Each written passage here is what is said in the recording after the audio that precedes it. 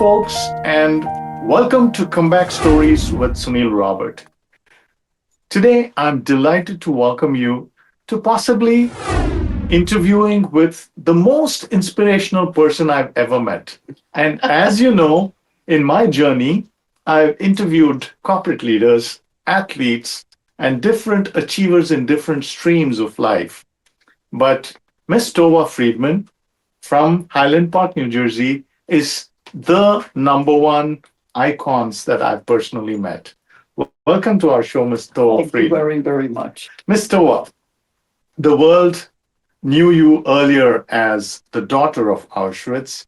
In recent year, thanks to your grandson, you're also called TikTok Tova, where thousands of young people are around the world are hearing your story firsthand.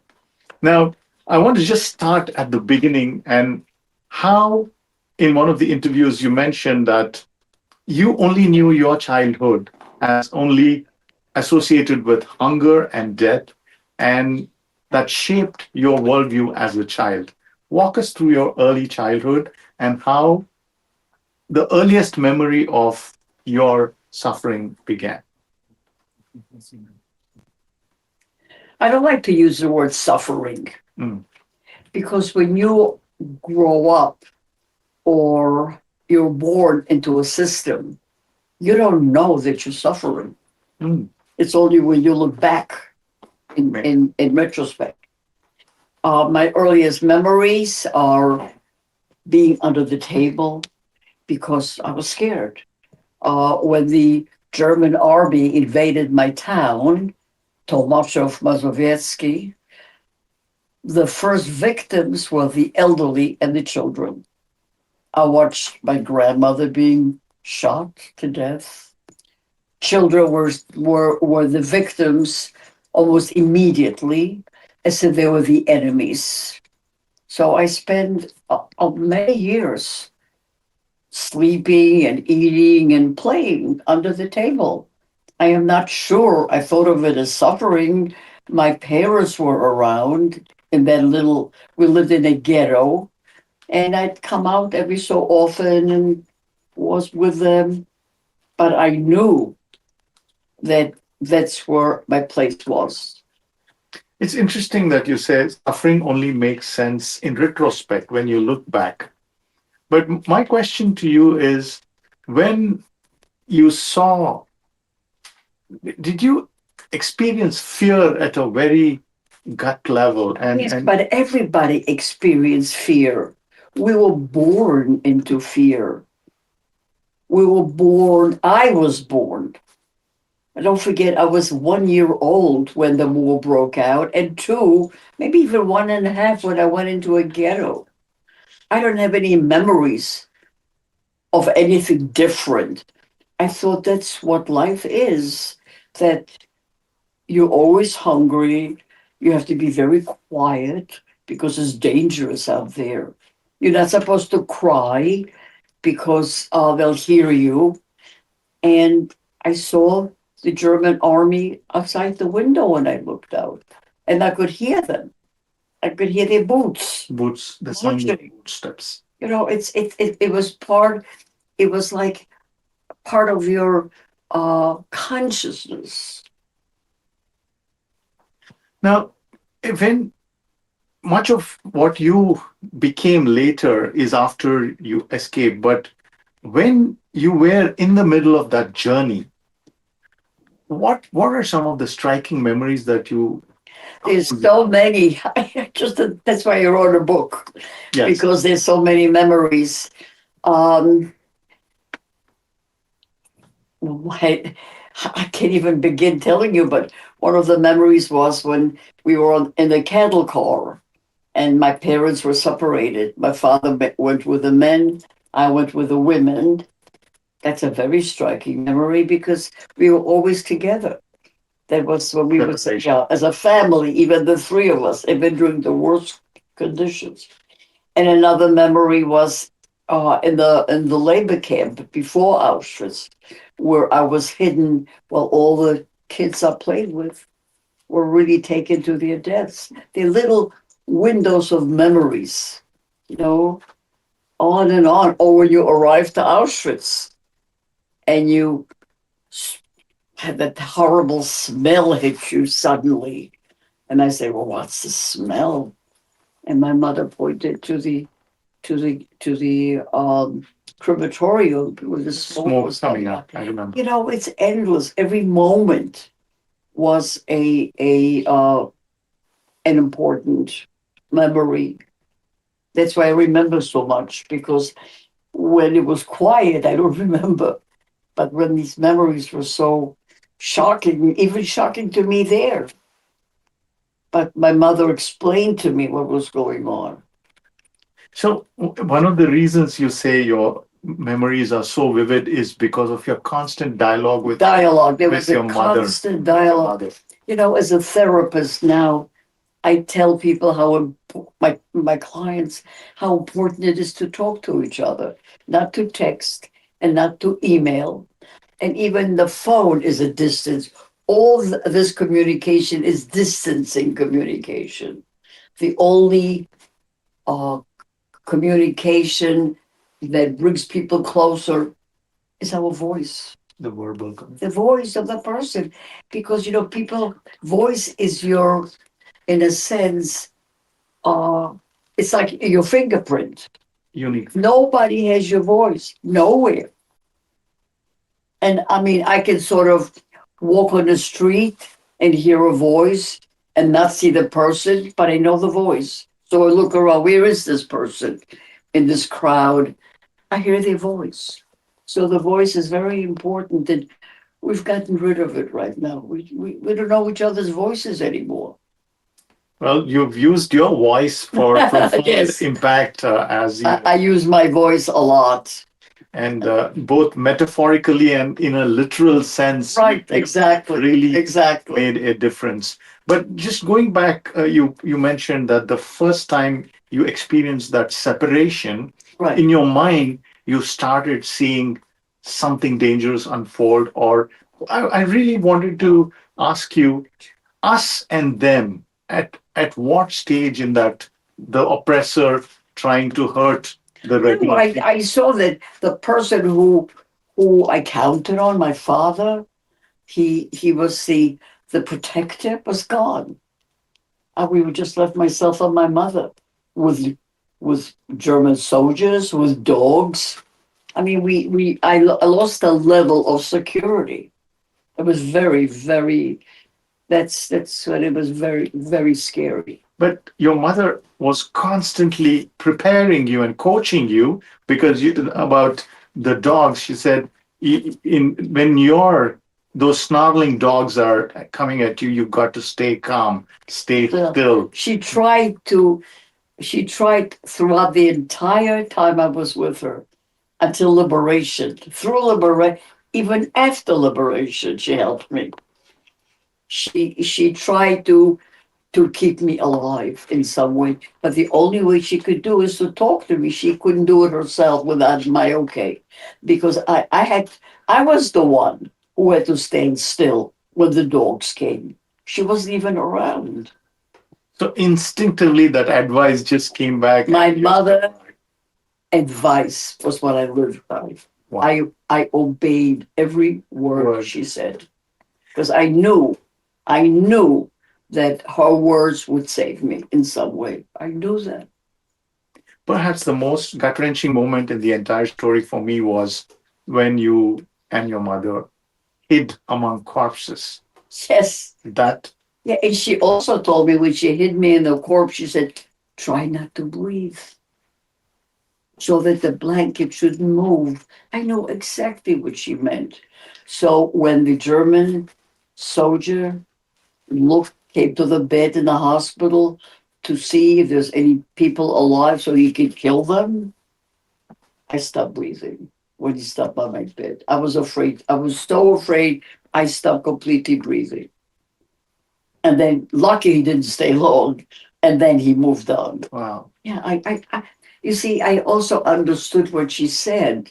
I didn't say why. It's interesting. I never said to her, why? I just said, okay, I'll do that. And that literally saved. That's the life.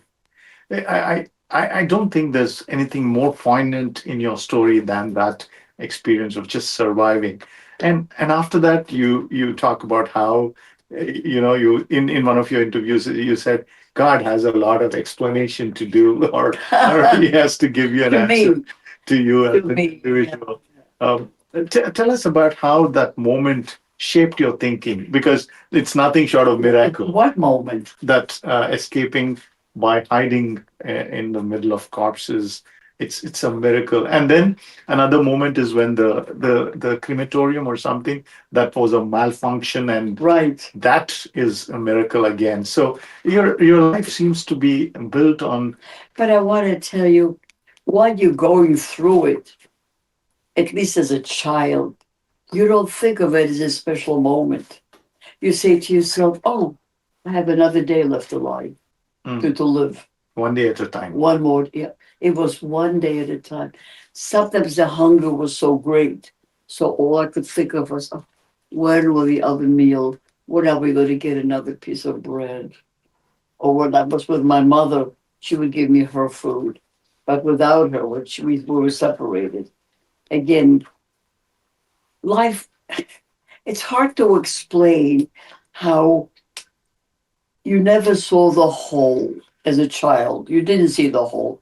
You saw every moment was that moment which was as important as possible, and you tried to make it through. Like when they tattooed me, it was painful, 27, and I 60. just waited for it to be over. And then I had to another thing. I had to learn the numbers. I didn't know numbers. Numbers. So the woman who tattooed me told me the numbers. So each moment was like what's the word? A challenge. It was every moment you woke up, it was a challenge if you're going to make it. And as a child, I looked at other children. We were all in the same position. We had no parents, we had no food, constant dog barking, and if we were afraid to walk out of the barrack. Survival. It was just It survival. was just survival. And also, when you're so hungry, your energy is low. So you just waited for the next bit of energy. You didn't play much. You couldn't play when you don't eat. You mentioned in one of your interviews that the woman who tattooed was a Yes. Jewish woman, and Yes. she gave you some All the Jews advice. did the dirty work for Hitler. They dug the graves.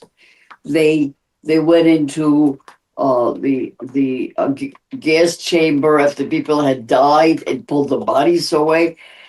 We were used to hurt our own people. So this Jewish young woman did the tattooing of all the Jewish children in my barrack.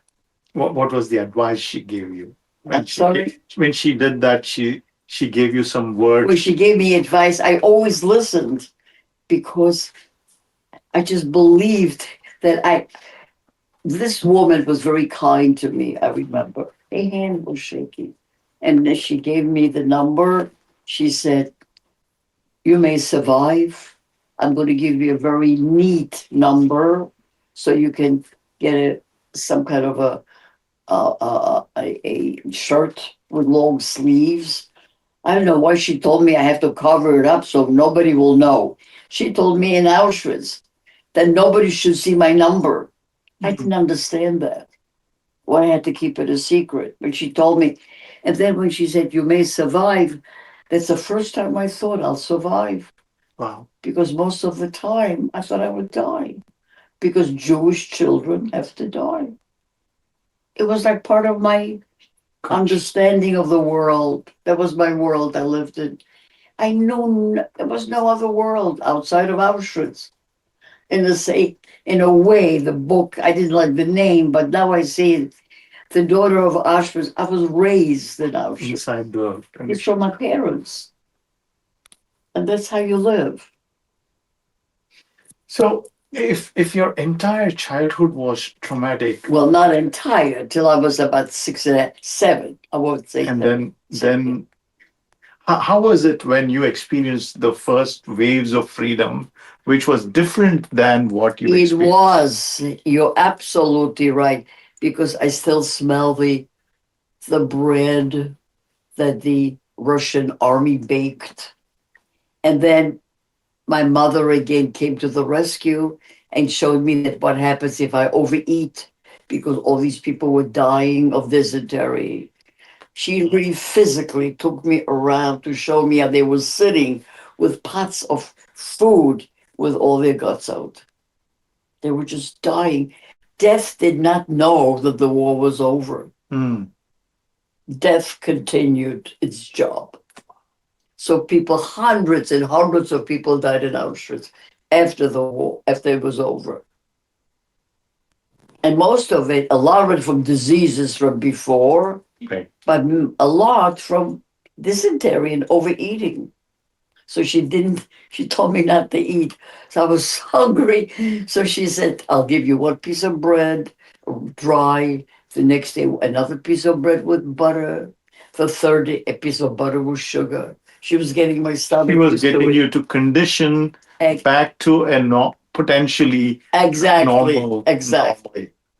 So my question was, as this freedom started coming, and your mom thankfully played a pivotal role in shaping your, preparing you, so to speak. In many ways, it's like when people come back from space, right? Your Or life is different. Yeah.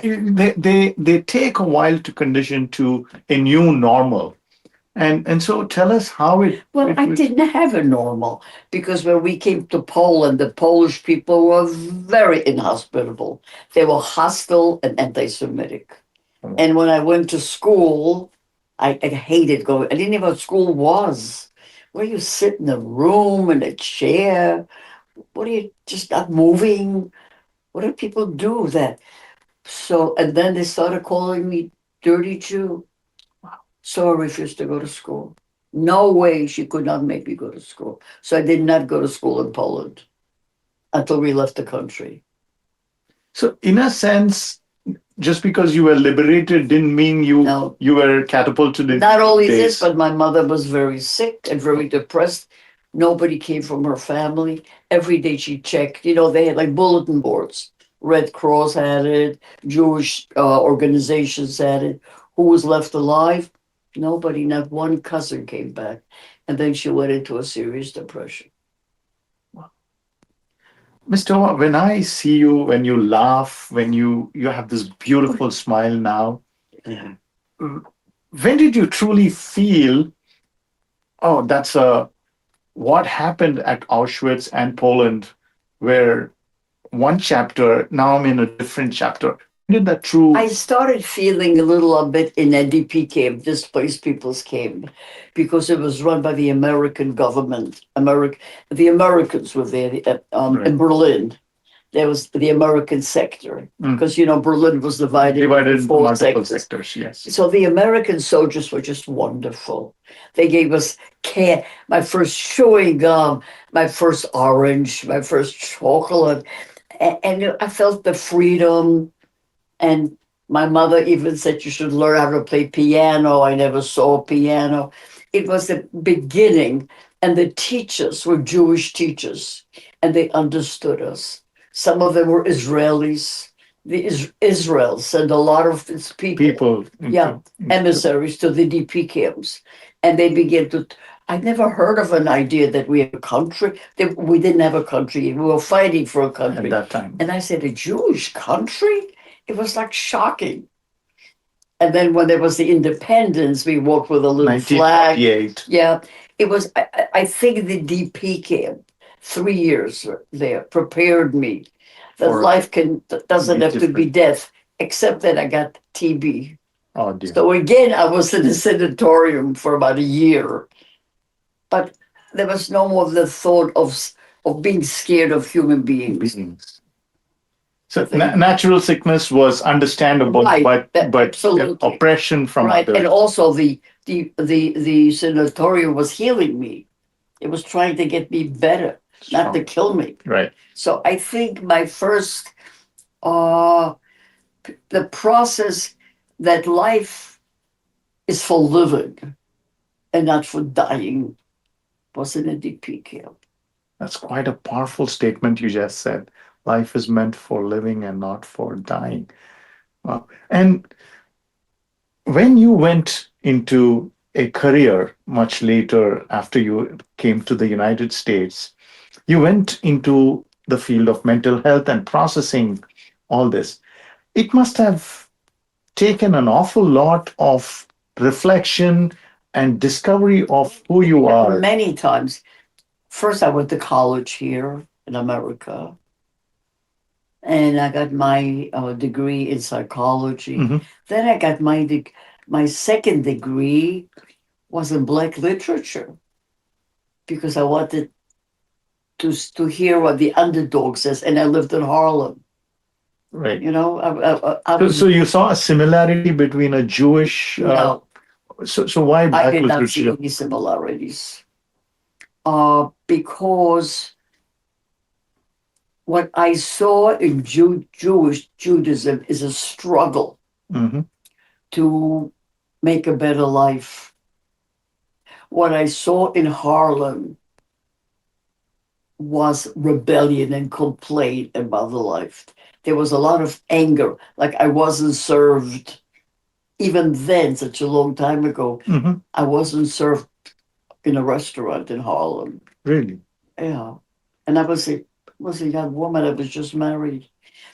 I Jude, the, we struggle harder to become uh, I don't know, normal or to go back to school. There wasn't so much anger and hatred as I felt in Black Harlem. Mm. Even then, they wouldn't allow me to join the black women would not allow me to join their groups of social action. They wouldn't allow me because I was white Mm. and Jewish.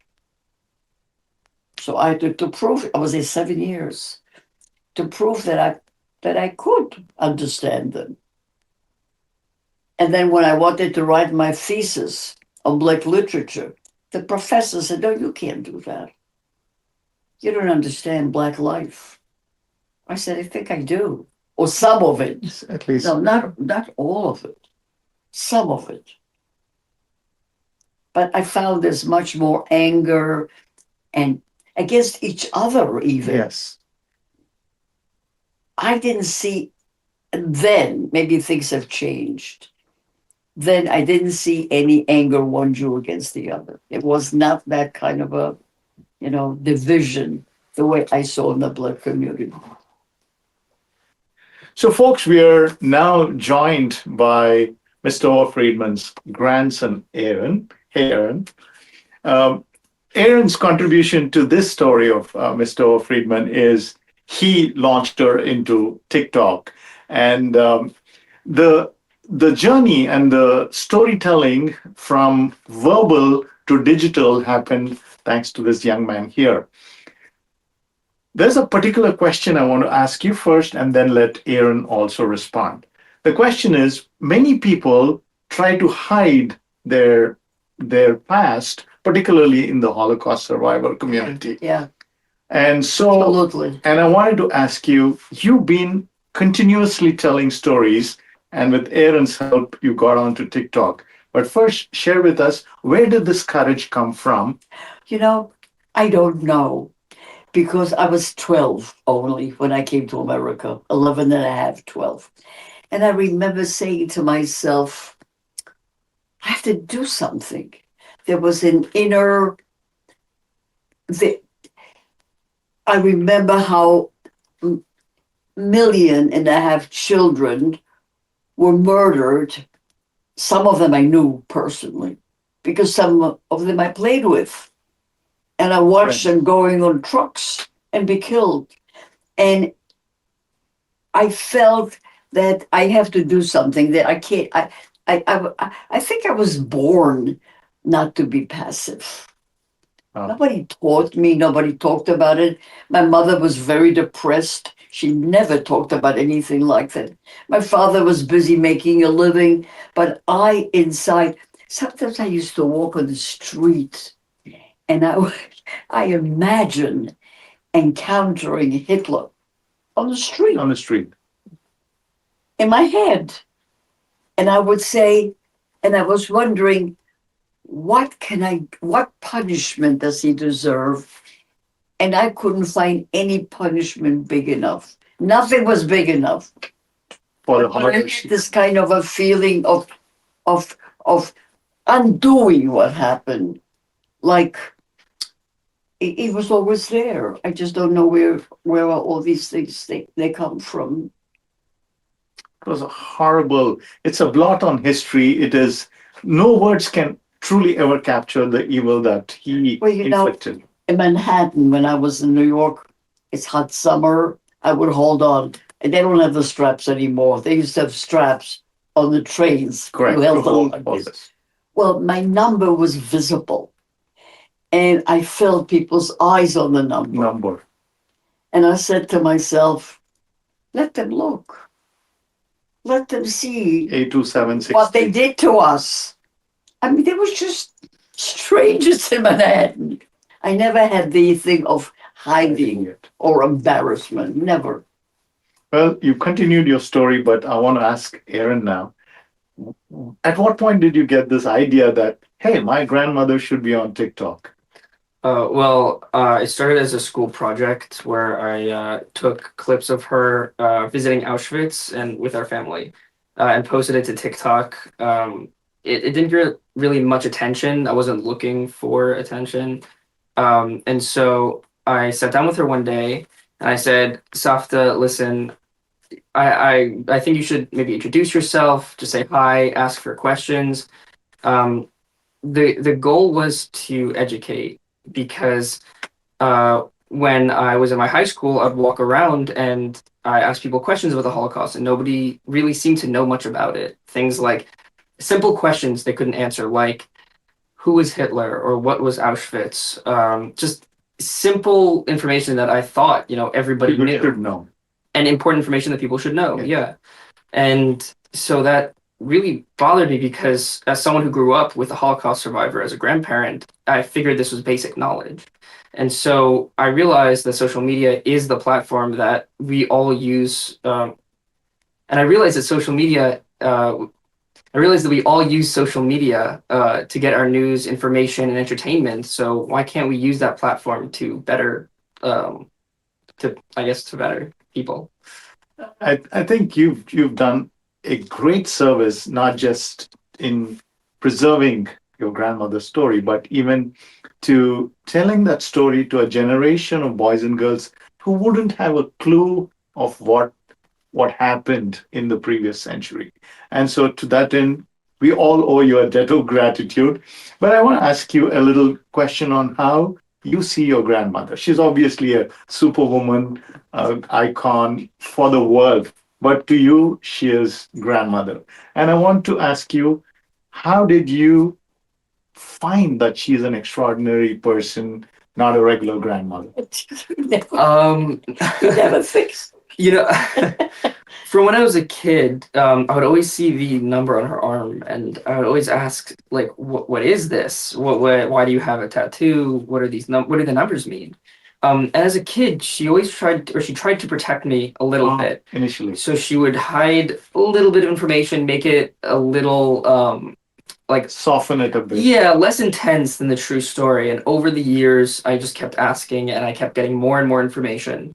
And I think it was the first time I heard her speak at a school At a school event. was probably the first time when I was like, wow, that is an incredible story. What was your reaction from your friends and other classmates and Yeah, to what? to her story? To her story?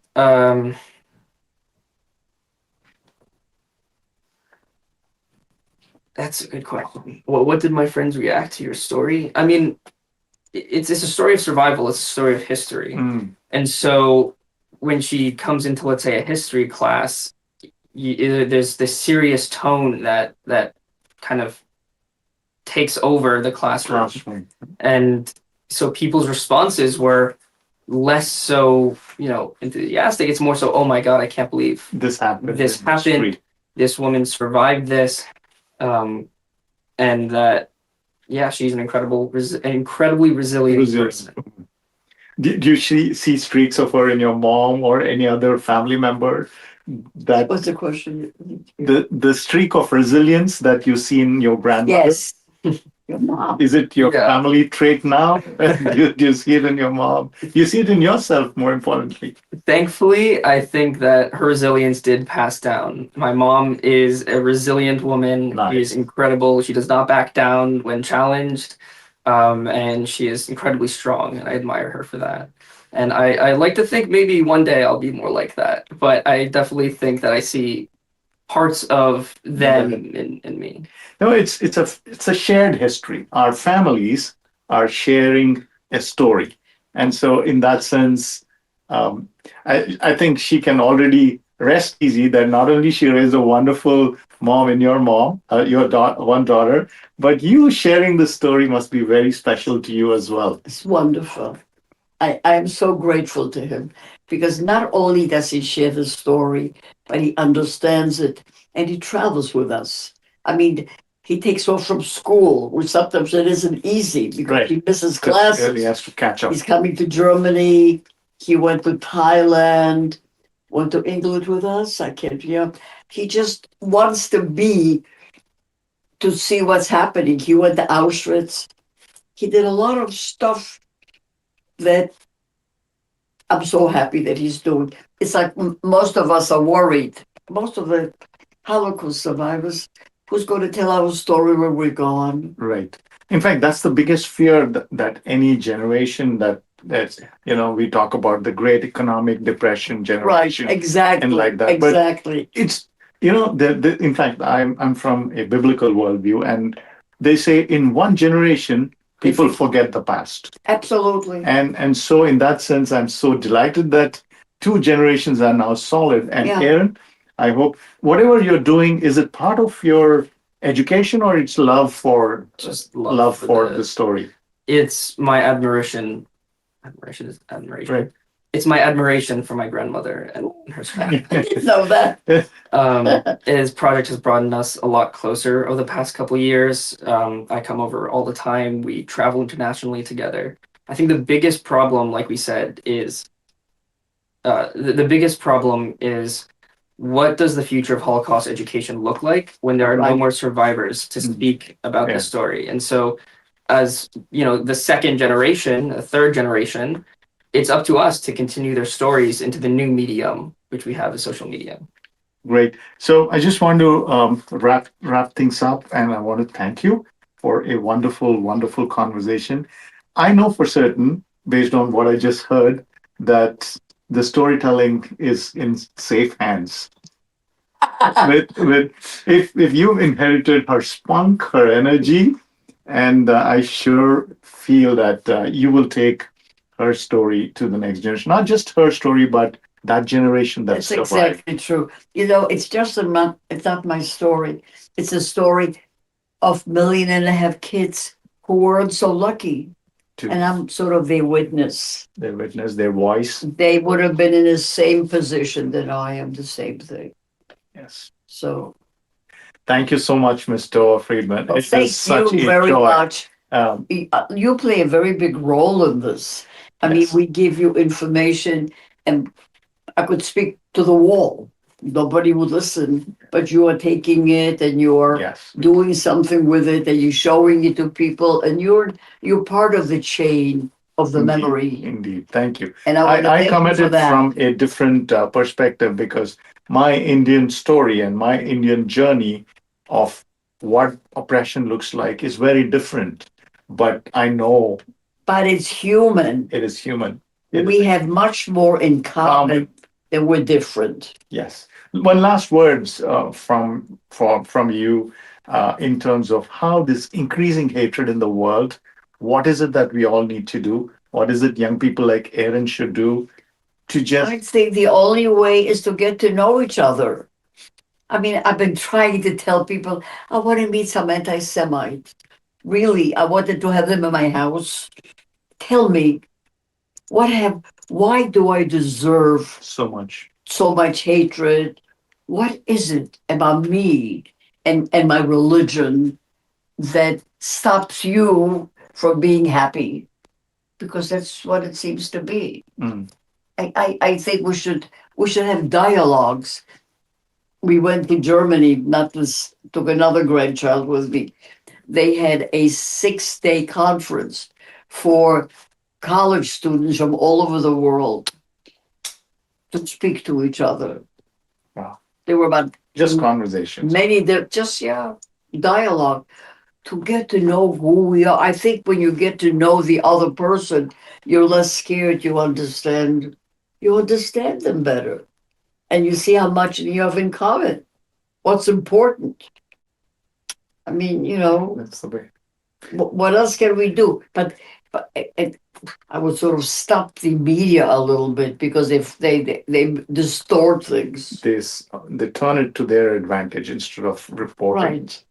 So there it is, folks. Finding common ground, understanding, just sharing what we have as common as humans. That's the way to go. Absolutely. Thank you Yes. so much. Would it be okay for you to share Sure. the number? We want to film it if you don't mind. Wow. Look how neat it is. There's You see how it is so straight? 827 She said she would make it very straight Yes. because some numbers are weird. Have you seen other numbers? Yes, I've seen. So they're not that straight. Wow. That's When what I child. researched, I just thought 827633. That number is etched in my mind. You can play. There's a game you can play, right, with numbers or something. Thank you so much. Thank you very It was much. such a joy to meet you. And you will always be my inspiration and to my family. Thank you so much.